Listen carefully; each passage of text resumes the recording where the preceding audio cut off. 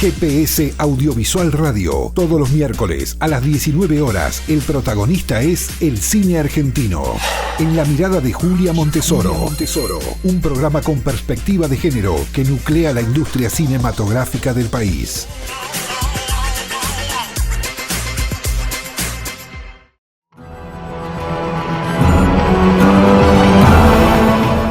Hola, bienvenidos a esta nueva edición de GPS Audiovisual Radio, desde Málaga, donde estuvimos acompañando la presentación del cine argentino en el marco del Festival de Cine de Málaga. Ahora vamos a ofrecerles todo nuestro contenido.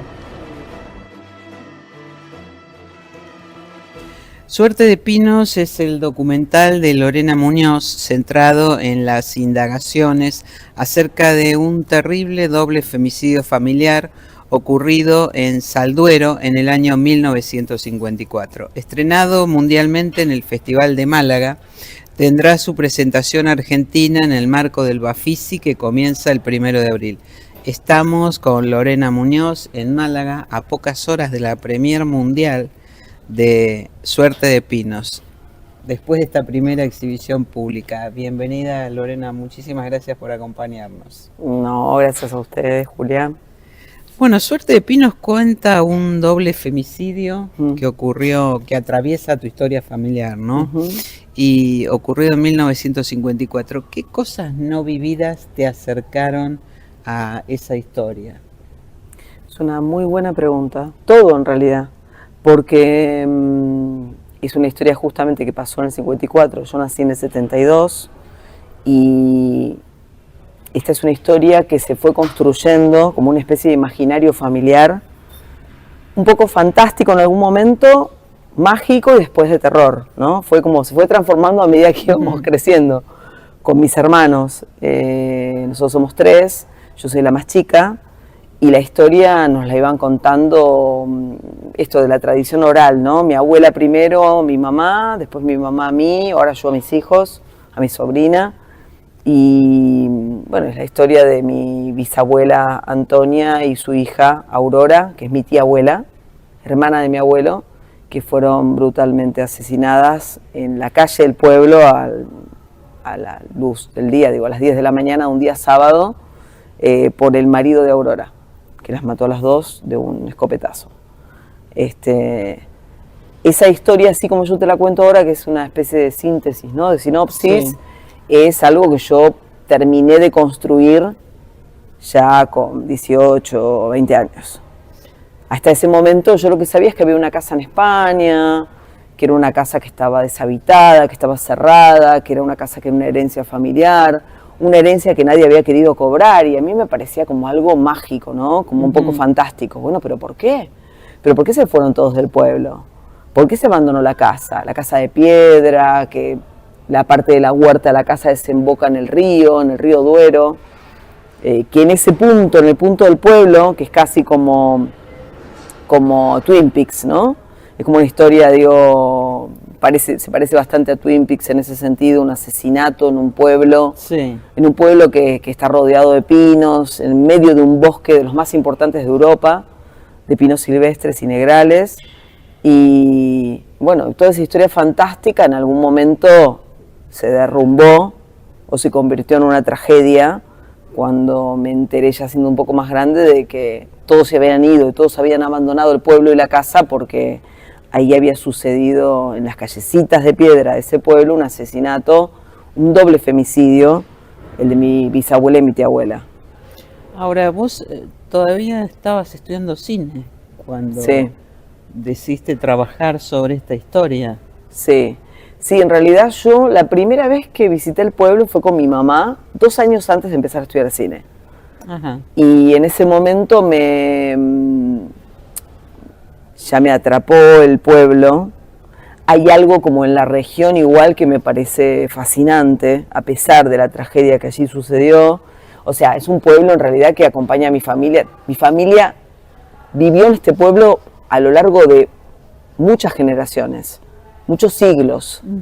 Yo llegué como al 400, más o menos una cosa así. O sea, es como realmente es muy, muy antigua la historia de mi familia en este pueblo, y en un pueblo cercano donde vendría alguna de mis tatarabuelos. Así que bueno, yo siento como bastante fascinación por la región, igual por las tradiciones, por el aroma también que se respira en el pueblo, porque hay algo de la madera, de la resina de la madera que es muy particular, que dicen que es sabina en realidad lo que se quema, ¿no? Una madera típica de la región. Así que todo eso lo volvió también de nuevo un poco mágico, a pesar de la tragedia. Ajá. Y después, cuando estudié cine, sí, como que de alguna manera yo volvía al pueblo cada vez que podía. O sea, si pasaba por España, me hacía un momento para pasar, aunque sea el día en el pueblo, y volver a Madrid. Esto está a 3 horas de Madrid, Ajá. el pueblo. Es en Soria, en la provincia de Soria, un pueblo que está muy cerca de Burgos, se llama Salduero. Ajá. Sí, sí. Así que bueno, siempre existió esta atracción hacia la historia, hacia el pueblo, hacia la gente del pueblo también, que durante muchos años fueron contándome un poco lo que podían y lo que sabían. Uh-huh. Digo lo que podían porque es una zona donde la gente igual es un poco cerrada a hablar de estos temas, también porque les duele y les parece un espanto, y otros porque, bueno, porque no estarán de acuerdo, no tienen ganas. Mejor no hablar de ciertas cosas. Sí. Claro, claro. Sí, sí. Bueno, ahora vos tenías, hace 20 años, hay muchos personajes que aparecen en Suerte de Sí. Pinos, pero uno en particular que es Farruko, Sí. que vos lo grabaste por primera vez hace 20 años. Hace 20 años. ¿Ya tenías idea de que ibas a hacer un documental? Yo en el momento que lo filmé a él, quería hacer un documental. De hecho, bueno, a mí me gusta mucho Víctor Erice, me gusta mucho José Luis Guerín. Bueno, hay mucho del claro, cine, por eso. cine en tu película. Ay, gracias. Sí, Gracias por absolutamente. porque sí. yo los amo, y así que para mí, Dios, es un elogio enorme. A mí me gusta mucho, y también ellos trabajan mucho Castilla, ¿no? La España profunda. Y bueno, me interesaba mucho su cine, y empecé a encontrar puntos de contacto entre la historia, la región, la estética y el cine de ellos, en ese sentido. Uh-huh. Y lo que me pasó, sí, por eso tardé tantos años en terminar de construir la historia, la película, fue que los testigos estaban muertos, y cuando no estaban muertos se negaban a hablar, los pocos que quedaban, ¿no? Los testigos de ese momento. Uh-huh. Y no había absolutamente nada de qué agarrarme para contar la historia. Y la verdad que tardé mucho tiempo en encontrar elementos. Uh-huh. Elementos narrativos, entre ellos estar frente a cámara, que es algo que nunca hice en mi vida. Claro. Ahí venía una pregunta Te después. iba a preguntar, claro, sí, que porque decidiste sí. poner el cuerpo, literalmente. Sí, que es durísimo, y espero no volver a hacerlo nunca más. Uh-huh. No la pasé bien para nada con eso, porque si bien, por supuesto, respeto muchísimo el trabajo actoral y trabajo con actores desde hace mucho tiempo, y me maravilla lo que hacen, pero siento que no es algo que yo pueda hacer, o que a mí me guste hacer, o que me salga bien. Entonces, en este proyecto en particular, como era tan personal y entendí a partir de la beca de Fundación Carolina que gané con el proyecto, y de Ventana Madrid, que también fue otro premio que ganamos y que nos ayudó a investigar un poco más sobre la forma de construir este relato, entendí a lo largo del tiempo que era importante que yo estuviese frente a cámara, porque le daba algo, o sea, hay un punto de vista bien concreto que tiene que ver con mi mirada, y también el no encontrar muchas formas para contarlo, o por lo menos que sean más interesantes que esa, que la de un personaje que va atravesando todas estas trabas, porque lo que me pasaba, que es algo que pasa mucho en el documental, vos sabés, Julia, es que nos encontrábamos con muchas puertas cerradas y con muchas personas que no querían hablar, muchas personas que no querían recordar. Sí. O sea, es España, hay un tema con la memoria también que es delicado, que tiene que ver con el franquismo, y bueno, y este caso no escapa a esa época tampoco, y a los temas que no se quieren recordar. Bueno, es muy fuerte, entre muchas otras cosas que van sucediendo en Suerte de Pinos, es el alcalde del pueblo, ¿no? Que sí. se niega a participar o a colaborar de alguna manera en este momento por la imagen que se puede dar del pueblo. Exactamente. Sí, bueno. Sí.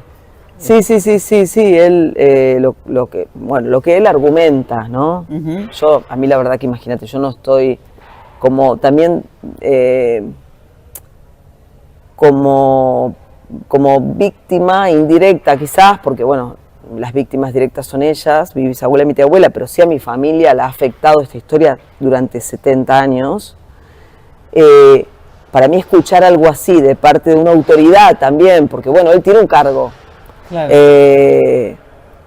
Es una barbaridad. Entonces, directamente, bueno, sí, incluimos ese testimonio de él de manera indirecta porque él no quiso aparecer en la película y lo respetamos eso, pero sí yo decidí incluirlo porque me parecía importante que el espectador supiese todas las trabas con las que nos encontrábamos para llegar a la verdad. Uh-huh. Incluso en el archivo, para mí eso es totalmente increíble, sí. Que en el archivo de Soria, que es donde está el expediente, la gente del archivo me decía, bueno, pero te podemos traer una copia de otro archivo, total vos ya lo leíste el original, ya está. Yo le decía, no, es que yo necesito leer y ver el que tiene todo el peso de la verdad. Y hay algo fuerte ahí en eso, ¿no? Porque pareciera como que la verdad no importa. Como que todo puede ser representado. Bueno, de hecho, y acá no estamos haciendo una ficción. Pero esto es un documental. Esto es un documental y necesitamos eso, no recrearlo. Total, sí. Igual está muy bien resuelto como sorteaste ese escollo, ¿no? Ese último escollo de que, bueno, no lo vamos a develar aquí. Spoilear. Spoilear, exactamente. Sí. Ahora, en Suerte de Pinos también los elementos, las situaciones se van revelando progresivamente, ¿no? Hasta esta historia final, es una suerte de thriller. Sí. Esta estructura, ¿la tuviste desde un comienzo? ¿La pensaste así desde un comienzo?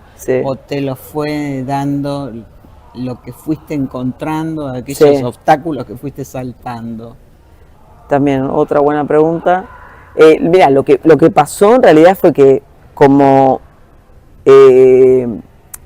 pasó tanto tiempo desde que yo conocí el pueblo hasta que finalmente llega este momento y termino la filmo y termino la película y se estrena, pasaron algo así como 20 años, un poquito más.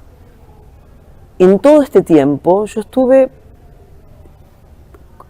partiéndome la cabeza pensando cómo podía ser para contar esto de la manera más interesante posible para el espectador común, no porque el espectador, digo, en el sentido, sino como que no sea yo filmar mi sesión de terapia, ¿no? Que es algo que con lo que siempre peleamos los directores o los guionistas, que es cómo volver interesante un relato para alguien que se sienta a ver un cuento. Y que el cuento tiene que tener todos los elementos que hacen que sea interesante. Entonces yo no quería que porque era mi historia, la de mi mamá, mi familia, digan, bueno, esto solamente le interesa a ella. Quería realmente, sobre todo también porque ideológicamente, esta historia es una historia que se repite todo el tiempo, no es solamente mía, de mi mamá, ojalá fuese así. Hoy se llama femicidio, claro, pero viene de... Claro, y sigue sucediéndose a diario, ¿no? O sea, en Argentina se asesina a una mujer por día.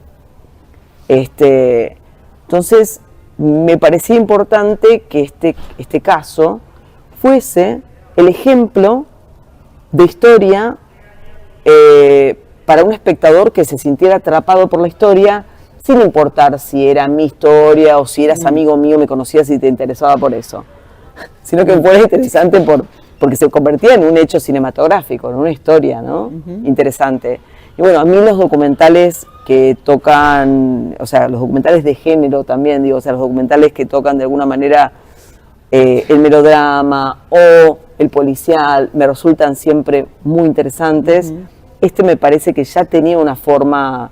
Los documentales en general tienen algo de policiales porque te la pasás, sobre todo en Argentina, te la pasás buscando pistas y te vas encontrando con que no hay archivos, nadie guardó la memoria, no existe este cuidado. Bueno, acá tampoco. No, claro. Entonces, me resultaba que era muy interesante poder contarlo con esa estructura y esa forma. Y eso fue apareciendo a lo largo de los viajes y a lo largo de la investigación que fui haciendo. Y cuando llegué a filmar esta última vez, ya tenía una idea muy escrita de cómo necesitaba que fueran las cosas, porque ya las había vivido en realidad. Lo que tenía que hacer era como volver a pasar por esos circuitos para ahora filmarlos, ahora registrarlos. Pero ya había algo que estaba muy procesado también en la investigación. ¿Y cuál fue el elemento, la situación, el hecho que te llevó a decir, bueno, ahora está la película? Esa que venías buscando durante tanto tiempo, ¿no? Que acabas de decir, no le encontraba la forma, cómo contar. Yo diría, ¿cómo se cuentan los silencios? Sos muy buena vos haciendo esto, te puedes dedicar a esto vos. Bueno, gracias. Muchas gracias. Te puedes dedicar a esto. Lo voy a pensar. Bueno, ¿sabes qué momento fue? Que para mí es clave, por eso tengo este chiste. Fue el momento, bueno, que voy a develar un momento importante de la película. Llegué a ver cómo lo cuento sin spoilear. Fue sobre el final, encontrarme con un personaje que me develó la historia, de alguna manera, o que le dio sentido. Claro. Más que develó, le dio sentido a lo que yo buscaba que se saldara con esta historia, que es un montón.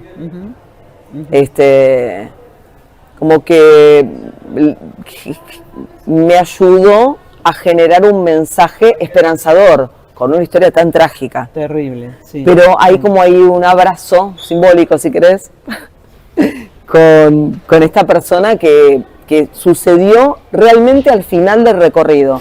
El último día, ya cuando nos estábamos volviendo, que yo pensaba que la película tenía que contarse con lo que tenía hasta ese momento, que quizás podía, pero bueno, que faltaba algo, pero no sabía bien qué. Y ese es el misterio también del documental, ¿no? Es la magia del documental.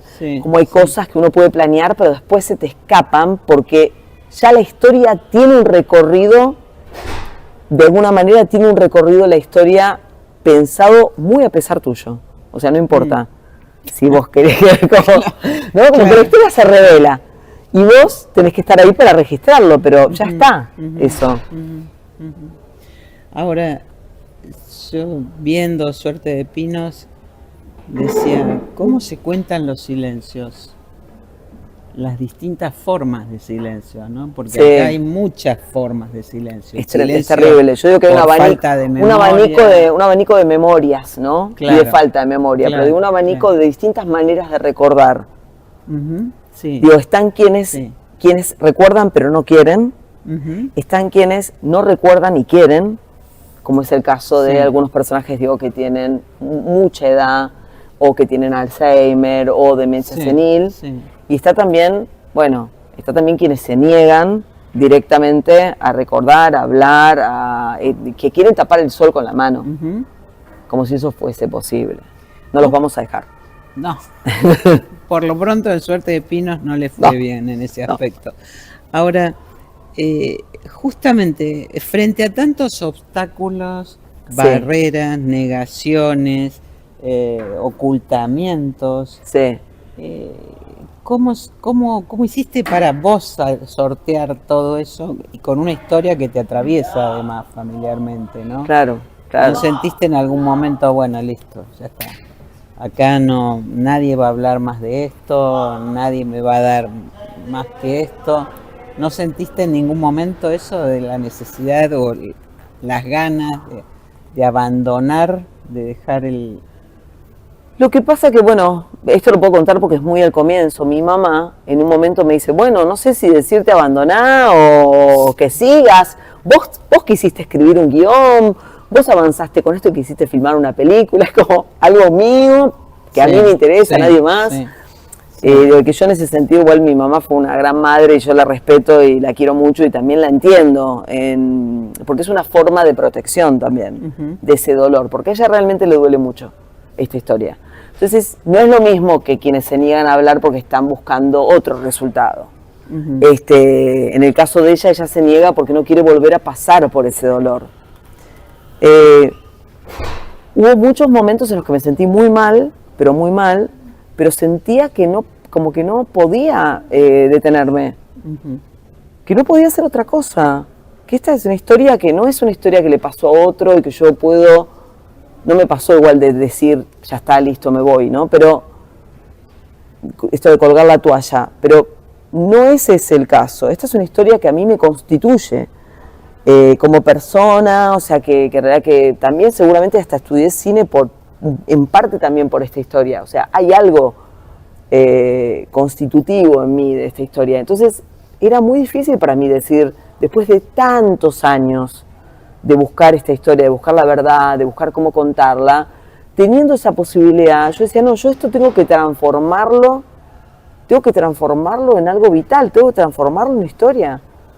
Y fue muy duro, la verdad que hubo muchos momentos en los que a todos nos atravesó. El equipo de rodaje era muy, muy chico, porque yo quería poder permanecer bastante tiempo en el pueblo, como respirar y vivir esa atmósfera, pero al mismo tiempo, o sea, que la historia se nos fuese revelando, ¿no? También, confiando en que iba a pasar esto que pasó al final, Ujú. que es lo que comentábamos recién. O sea que esa decisión para mí estuvo bien, que eso me lo da un poco el haber trabajado tanto tiempo en documental y haber experimentado también y haberme equivocado muchísimo.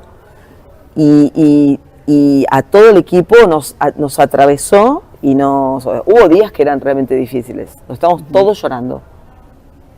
Todo el equipo. El fotógrafo, sonidista, asistente de cámara, la productora, Sebastián, Bueno, el productor. eso también es muy fuerte, no digo por armar el culebrón, ¿no? Pero es muy fuerte también ver a la propia involucrada, y vos en este caso, que se emociona o, bueno, seguramente hay momentos que habrás sentido bronca incluso, Sí. pero es muy fuerte también verte en ese papel. Digo, ¿hasta qué punto dejaste que te atraviese la historia para bajar esa barrera? Porque generalmente es lo que uno busca, ¿no? Con el que trabaja en una entrevista o en un rodaje, en una filmación, digo, que se abra. Sí. Y acá estás frente a vos misma. Bueno, lo que me pasaba también es que estaba con un equipo de gente que me contenía muchísimo, o sea, me sentía muy cómoda también con mi equipo.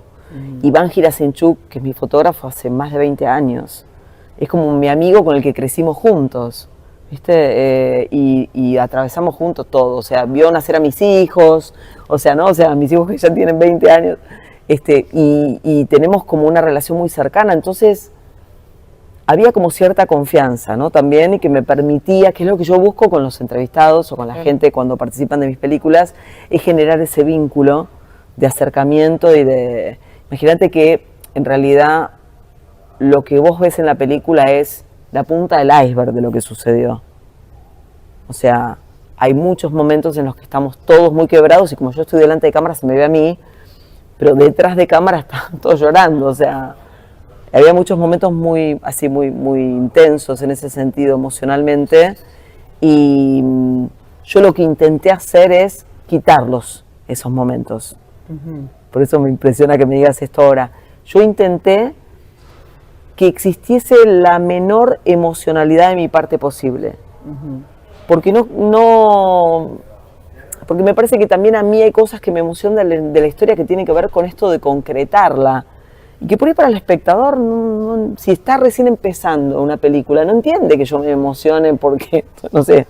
No, Entonces, yo creo que se entiende perfectamente. ¿sí? Y justamente no era una pregunta maliciosa, sino que por esto que decís, bueno, tomé la decisión por primera vez de salir yo a cámara. No es tu estilo. No, para nada. Entonces supongo que tuviste que vencer un montón de prejuicios con respecto a vos, a tu postura frente al documental, a la forma de encarar los personajes. Y esta emoción, estos sentimientos que de pronto transmitís y estás vos ahí, le dan una intensidad enorme a la película. Qué bueno. Porque es decir, bueno, esta mujer está ahí en carne viva, ¿no? Sí, es que era así. Pero lo está transmitiendo además con mucha calma.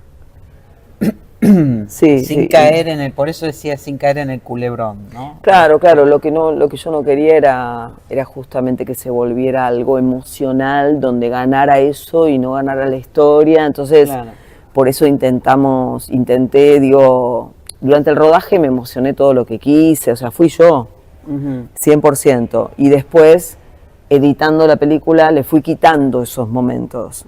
O sea, traté de dejar todo un poco más contenido. Porque estaba muy atravesada, muy atravesada. Y bueno, traté de manejar un poco más, ¿no? Como que la curva dramática no se me disparara. Claro. Ahora, ¿y qué pasó? Porque, bueno, obviamente lo viste infinidad de veces, montándolo, rodando, eligiendo tomas. Pero esta fue la primera vez que lo viste aquí en Málaga con público. Sí, es la primera vez. ¿Qué te pasó en ese momento? ¿Qué percibiste que no habías percibido antes? Bueno, me pasó que la gente, eso tiene mucho que ver igual con el público de cada lugar, que me pasó con otras películas también, que a veces la gente también, un poco por la tensión que tienen y que saben que vos estás en la sala, a veces les causa gracia algo que no es que es muy gracioso, pero hay como descomprimir, ¿no? Sí. Es lindo eso igual para mí, está bueno. Y pasaba un poco, porque en un momento hay un personaje, una señora que se llama Iluminada, mira qué nombre, que hace unos comentarios, me dice, vos te emocionás y yo no me acuerdo de vos y vos te emocionás, y la gente se ríe de eso, es verdad, a mí, yo cuando lo veo también me causa gracia, pero me llamaba la atención, porque eso pasa, es como muy lindo sentir cómo late el público, ¿no? Ante una obra, ante una película, lo que le pasa a la gente, y también tiene mucho que ver con el tipo de público, el humor de cada región, ¿no? Pasó una vez, me acuerdo, con Sergio Wolf, que presentamos Yo no sé qué me han hecho tus ojos en el Festival de Montreal, en Canadá, y me acuerdo que la gente se reía de cosas que para nosotros nos mirábamos y no es que no eran para nada graciosas, pero nosotros nos mirábamos como no podíamos, decíamos, ¿qué entenderán de esto? O sea, ¿qué es lo que les causa gracia? Era como realmente, pero bueno, pasa un poco eso. Y yo estaba muy nerviosa esta vez, sobre todo porque estaban mis hijos en la función. Mis hijos no habían visto la película antes y me ven a mí frente a cámara, y la historia tiene que ver con su tatarabuela, ¿no? Y su tía bisabuela, con lo cual eso también me generaba un poco de tensión. Y bueno, hay muchos amigos, mucha gente que quiero mucho, que respeto mucho y que me daba un poco de nervios, que quería que les gustara. Y bueno, estás ahí, que te sentís muy expuesto, ¿no? O sea, si te sentís expuesto en una película que dirigís y que haces el guión, una película cualquiera, si vos encima estás protagonizándola, estás frente a cámara y, como vos decís, llorando delante de cámara, corazón abierto, es triplemente, ¿no? O sea, estás como muchísimo más expuesto. Entonces, eso me generaba como un poco de ansiedad también. Si te dieran a elegir dónde presentar Suerte de Pinos, ¿en Buenos Aires o en Soria? ¿Qué elegirías? Uy, qué pregunta. Es como, ¿a quién querés más? ¿A mamá o a papá? ¿Qué me haces esto? Julia. Bueno, en los dos lugares. En los dos lugares, sí, la verdad que sí. A ver, me pasa algo con Buenos Aires, que mis afectos están allá.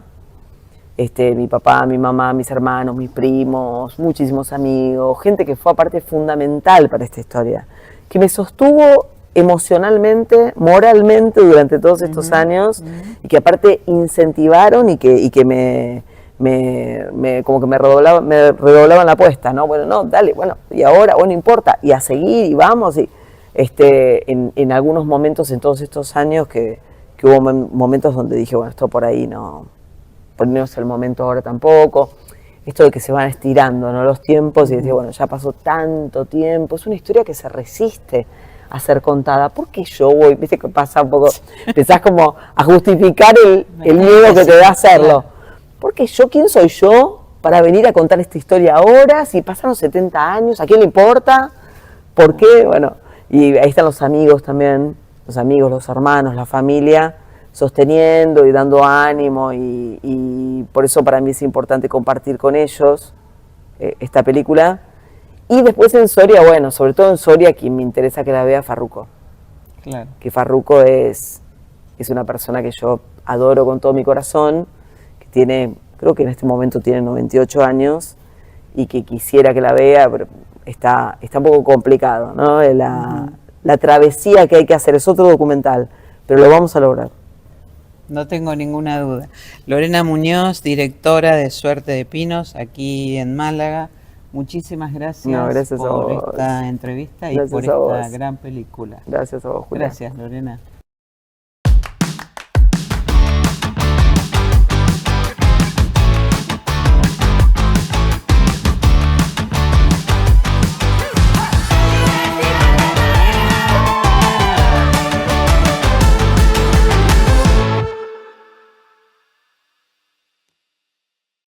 Gerardo Minuti es el director de Perros, la ópera prima, su ópera prima, que participa en la sección oficial del concurso del Festival de Málaga, que continúa hasta el próximo domingo.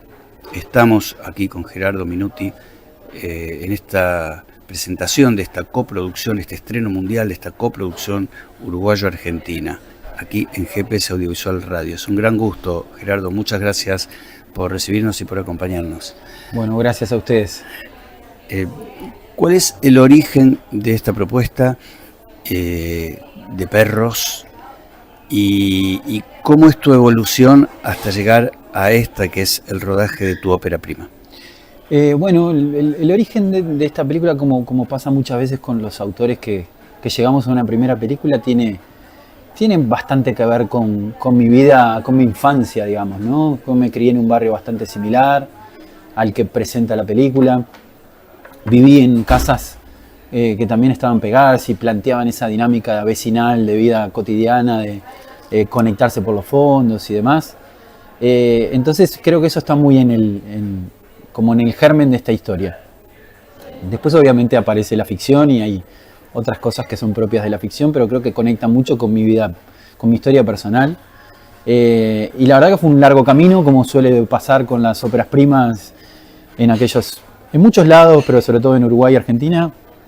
Bueno, cuesta llegar obviamente a realizar una primera película, pero estamos muy contentos de estar acá, de poder estrenarla en Málaga y obviamente que súper contento con el resultado, con los actores, con todo el proceso que ha tenido la película, que me pone muy feliz.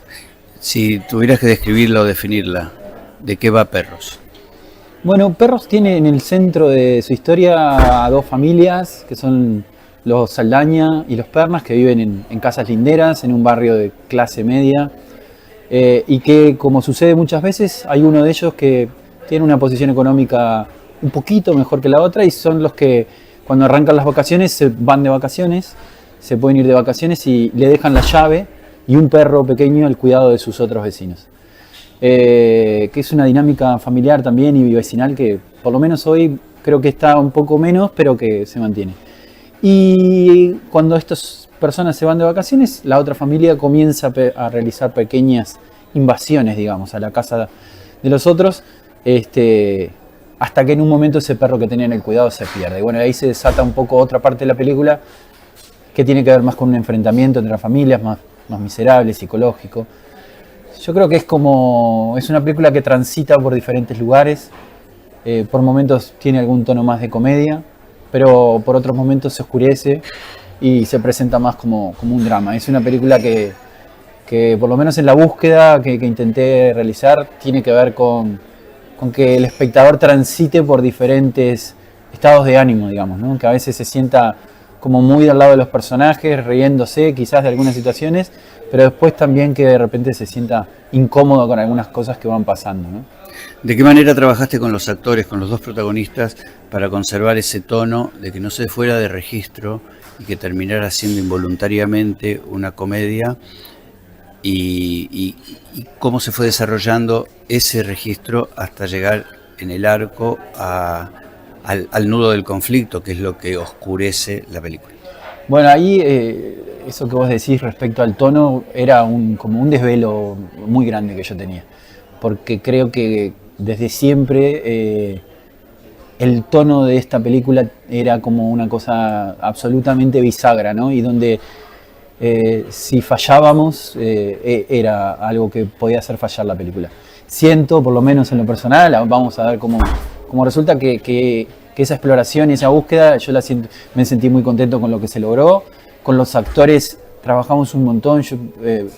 Me gusta mucho y priorizo mucho el trabajo con los actores porque creo que hay, no tanto en una cuestión de repasar la letra y entender, sino que hay una cuestión donde el actor necesita entender bien cuál es su rol, cuál es su personaje, y contando además yo con actores de tanta calidad, con tanta trayectoria, una vez que ellos entraron en el mood de la película, yo me sentí muy, muy libre, porque supe que había que simplemente ajustar algunas cosas, pero que ellos ya estaban ahí. Entonces creo que fue muy, muy importante toda la construcción que ellos hicieron desde su lugar para terminar encontrando ese tono de la película. Hay ahí también una búsqueda tuya de lo que es la condición humana, pero también observada, tamizada a través de las miserias humanas, porque evidentemente en la confrontación, en el antagonismo entre los dos protagonistas, surge que ellos también tienen esas bajezas o esas debilidades. Sí, a mí particularmente me interesa bastante todo lo que es la exploración de la condición humana en sus lugares como más pequeños, digamos, ¿no? Donde creo que estamos todos, donde nos podemos identificar todos. Son esas pequeñas miserias, las cortitas, que creo que en el trayecto de la película lo que buscamos es que esas pequeñas miserias también los vuelvan humanos, ¿no? Claro. Que los vuelvan imperfectos, que los vuelvan por momentos turbios, capaz que tienen momentos más oscuros, pero que también los humanice, los transforme en personas que cometieron un error, cometieron una picardía, salieron un poco de su lugar y después se dieron cuenta que habían cometido un error, pero que eso no los hace seres del mal. Eso básicamente para mí los humaniza un montón, y esa exploración para mí era una cosa muy importante dentro de la película. Sí, estaba pensando justamente que ese esquema también despoja el guión, la historia, de cierta pretensión de trascendencia.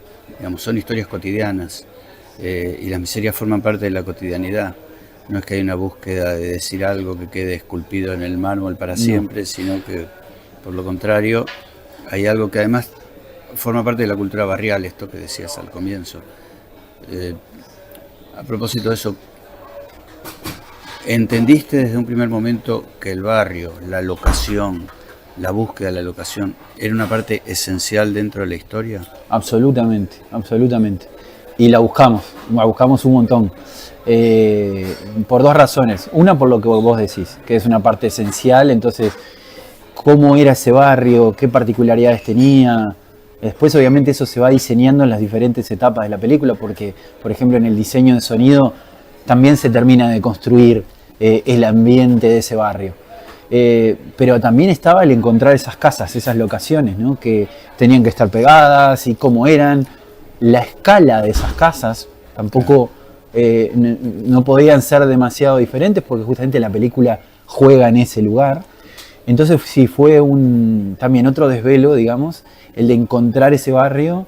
Le dedicamos un tiempo porque justamente hay una parte de la historia que conecta muchísimo y que tiene mucho que ver con esa cultura barrial y con ese barrio, esas casas, ¿no?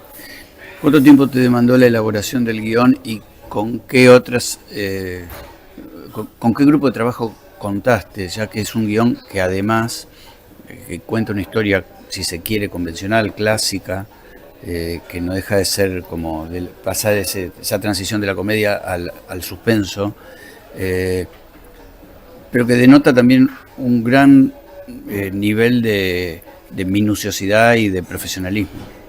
Bueno, el guión, en realidad, mira, la primera versión de guión creo que tiene 10 años, o sea que lleva un tiempo de laburo. Después yo he tenido algunas tutorías y demás, desde Pablo Stoll, Mariano Ginás, Laura Santulo, que han sido importantes en todo este proceso. Obviamente cuando uno se acerca al rodaje, el guión empieza también a adaptarse a la situación de rodaje, que eso es otra parte importante, pero sin duda que ha sido un proceso largo, como vos decís, minucioso. Yo también, dentro de la búsqueda de la película, creo que todos esos detalles, esa minuciosidad es lo que hace también, le da una identidad a la historia y a la película. Y bueno, obviamente que todas esas colaboraciones que te dije, que obviamente que aportaron un montón en eso, ¿no? Más allá de los animales, ¿cuál es tu grado de propensión a la improvisación o a los recursos propios de cada actor en el momento de la toma? Mucha. En realidad con el actor lo que me interesa es trabajar previamente mucho en el entendimiento de lo que necesita el personaje, lo que necesita la escena, pero hay total libertad para la improvisación y para que no necesariamente el diálogo tenga que ser el diálogo que yo escribí y así sucesivamente. Obviamente que hay un contexto y hay unos límites para que la historia se encuadre, porque eso sí es importante, pero creo que teniendo justamente actores que dan tanto del otro lado, me parece que hay que abrir esa posibilidad, ¿no? Y por lo menos yo lo disfruté muchísimo porque fue ganancia por todos lados. Para mí, en mi experiencia personal, y creo que en definitiva es una ganancia para la película, todo el aporte, ese plus que dieron todos los actores para construir sus personajes y en definitiva la historia, ¿no? Con la película terminada, ¿qué viste vos en pantalla grande que no tenías previsto en el momento del rodaje, en el momento de la construcción? Qué buena pregunta, déjame pensar un poquito. ¿Qué vi yo? Bueno, sí, vi detalles de esas casas que a veces la vorágine del rodaje no te deja prestarle tanta atención. Y vi en esas dos casas pequeñas cosas que dije, bueno, esto también estaba ahí y esto también termina de construir esta historia. Y eso en la pantalla grande luce mucho más. El cine para mí es el lugar por excelencia para contar cualquier historia. Y verlo en pantalla grande obviamente siempre descubre cosas y es una experiencia lindísima. Gerardo Minuti, director de Perros aquí en Málaga, muchas gracias por tu participación en GPS Audiovisual Radio. Gracias a ustedes. El Festival Internacional de Cine de la UBA tiene una presencia activa e importante en el contexto de la industria, del mercado de la industria del Festival de Málaga. Estamos en GPS Audiovisual Radio con el director general del FICUBA, con Ricardo Alfonsín, aquí en Málaga. Gracias por acompañarnos, gracias por recibirnos y es un enorme placer volver a encontrarnos aquí, ahora, curiosamente, desde la UBA a Málaga.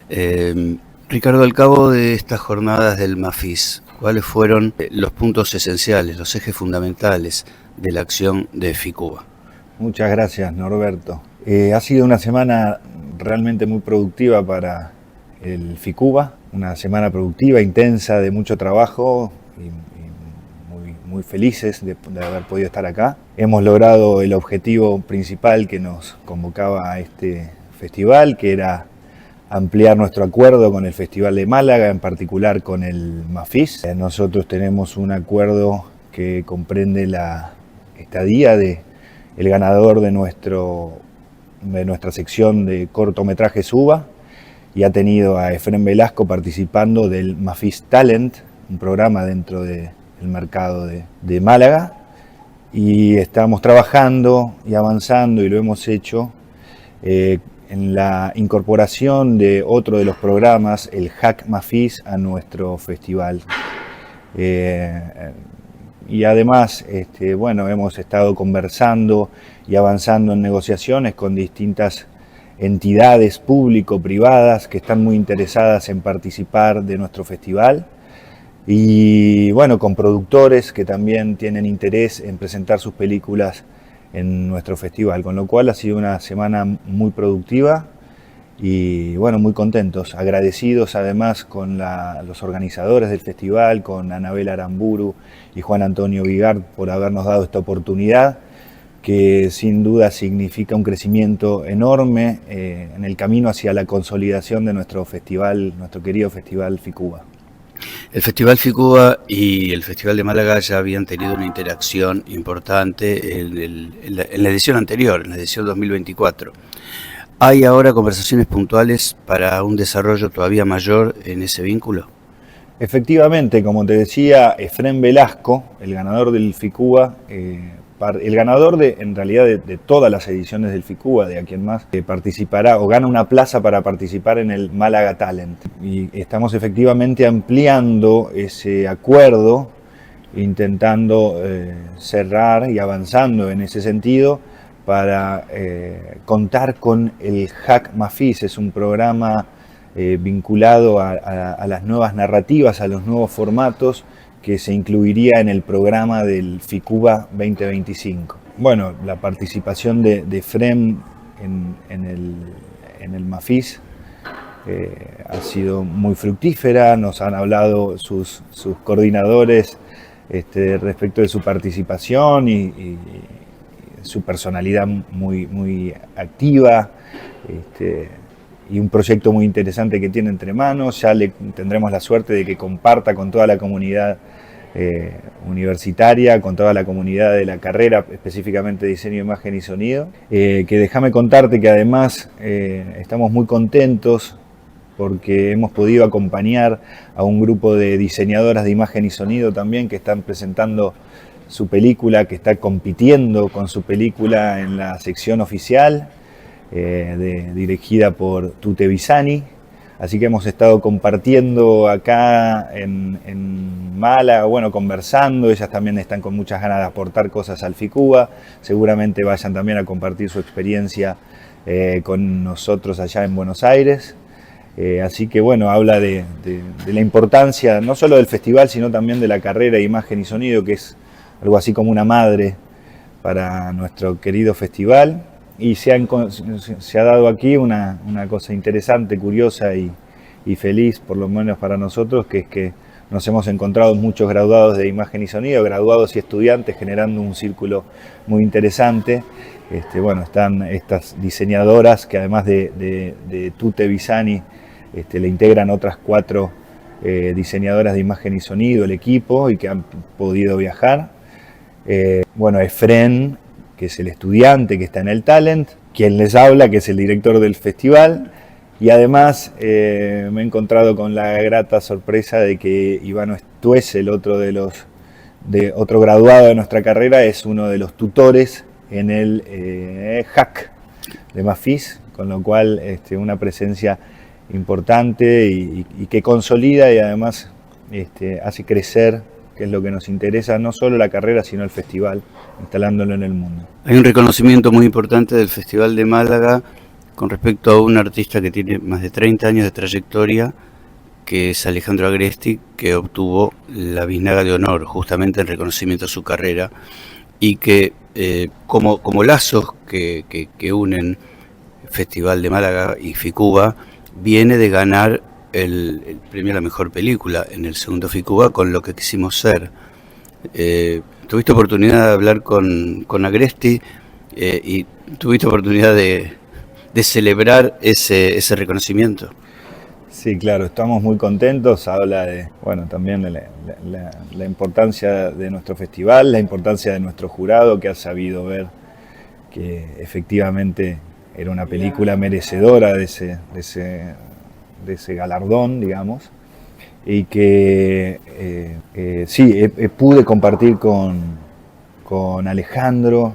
Fuimos a ver la película, muy contentos de que haya recibido ese merecido premios a la trayectoria. Bueno, él y Fernando Sokolovic, que es el productor de la película, nos invitaron a la presentación y bueno, muy felices de que la película ganadora del FICUBA o el director ganador del FICUBA haya sido homenajeado aquí en Málaga.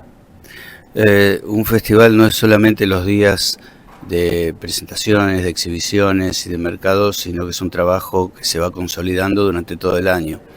En esta última semana de marzo, ¿en qué estado está el tercer FICUBA y cuáles son los avances que se fueron logrando? Bueno, lo primero que puedo hacer es adelantarte la fecha, que se va a tener su ceremonia de apertura el 1 de octubre.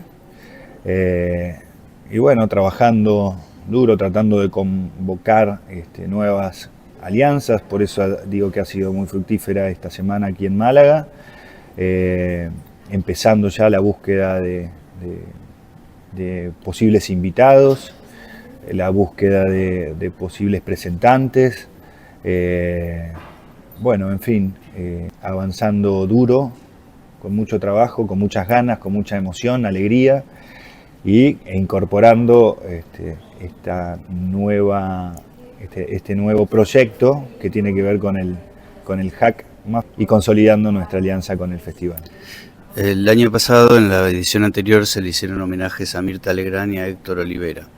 ¿Tenés en agenda a alguien que pueda recibir ese mismo tributo para este año? Sí, lo estamos trabajando. A lo mejor no se puede spoilear. Pero, no debería, no porque no quiera contarte, sino porque no hemos tenido la confirmación de aquellos a quienes les hemos hecho llegar nuestro deseo de homenajear. Pero pronto, en las próximas conversaciones, seguramente voy a estar en condiciones de poder decirte quiénes son. Pido disculpas. Desde ya que hay cosas que no quiero faltar el respeto a la gente, ¿no? A los invitados. Y hasta que no se concreten, claro, se entiende perfectamente. ¿Qué experiencia recoges de lo que estás viendo en festival y especialmente en el área de mercado, de industria, independientemente de los acuerdos que hayan logrado, que te llevas para aplicar en FICUBA? Muchas cosas. El Festival de Málaga evidentemente es uno de los festivales más importantes de Europa.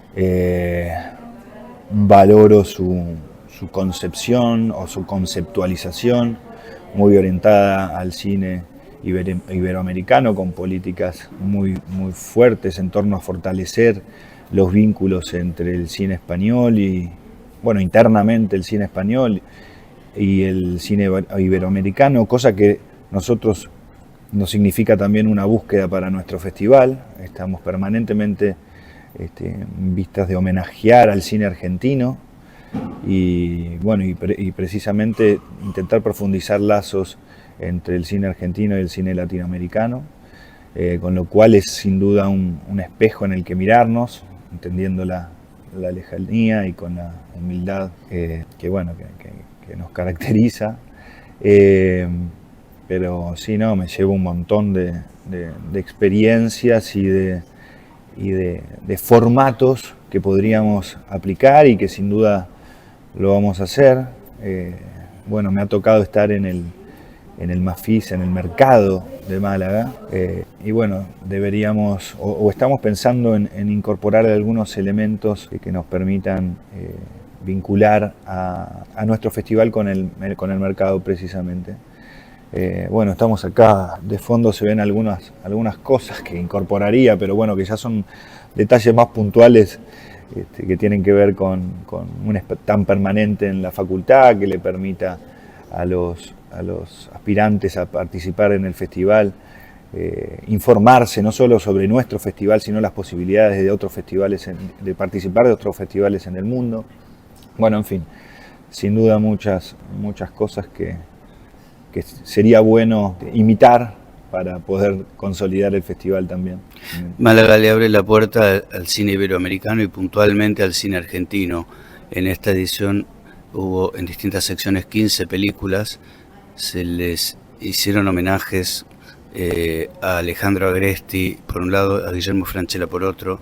La presidenta del jurado es Mercedes Morán, hay jurados argentinos en distintas secciones y como rasgo destacable en ese cúmulo de reconocimientos, en esa línea de reconocimientos, está la presencia de la Universidad de Buenos Aires, a través de Matilde Tutte-Bisani, en la competencia oficial, de Efrén Velasco, en el área de Mafis. En sentido inverso, ¿vos crees que una línea probable de crecimiento y de desarrollo es la interacción, y tal como lo muestra Málaga, con el cine iberoamericano? Sin dudas, es una enorme posibilidad y una enorme obligación también, ¿no?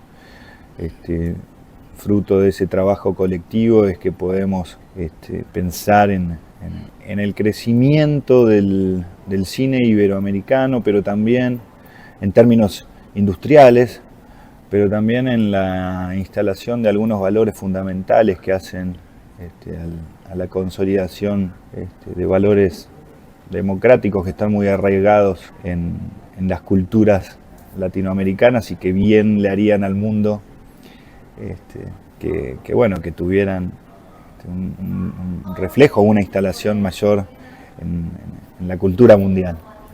Con lo cual, siempre que hay este tipo de actividades que ponen foco en esas relaciones, intentaremos imitarlas, hacer lo propio y colaborar en esa consolidación que te decía.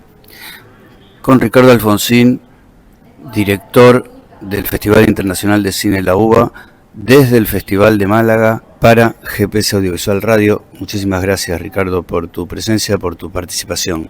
Muchas gracias a vos, Norberto. Nos encontramos pronto con más novedades sobre el FICUBA. Desde ya que sí, nos encontramos pronto. Estaremos muy atentos con la evolución del tercer FICUBA, que ya como adelanto sabemos que comienza el 1 de octubre. Sí, señor. Muchas gracias. Hasta luego. Y así nos despedimos de una nueva emisión de GPS Audiovisual Radio y de la ciudad de Málaga, donde estuvimos acompañando el desarrollo del Festival de Cine de Málaga, único medio argentino presente aquí. Muchas gracias por acompañarnos. Nos encontramos la semana próxima a las 19, como siempre. Chao.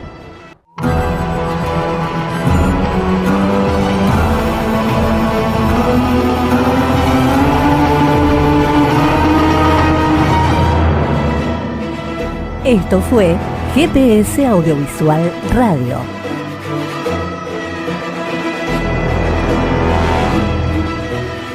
Los esperamos el próximo miércoles a las 19 horas por Radio Trento.